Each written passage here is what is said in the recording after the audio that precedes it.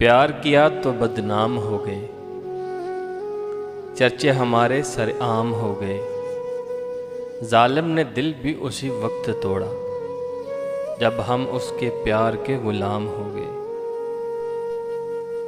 वक्त खराब हुआ है मयार नहीं, सिर्फ मुनाफिक छोड़े हैं यार नहीं। बहुत प्यार से रखेंगे तुम्हें, एक बार हमारे होकर तो देखो। सुकून मिलता है शायरी में बात करके साहब, सब कुछ कह भी देता हूँ और आवाज़ भी नहीं आती। बहुत बोलता था ना मैं, लो देखो अब चुप हो गया हूँ। मजबूत किरदार के लोग शिकायतें नहीं फैसले करते हैं।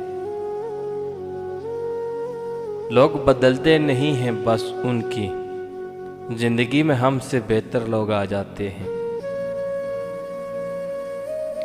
कभी मुखलस तो कभी मुनाफिक हैं, ये मतलबी लोग माहौल के मुताबिक हैं।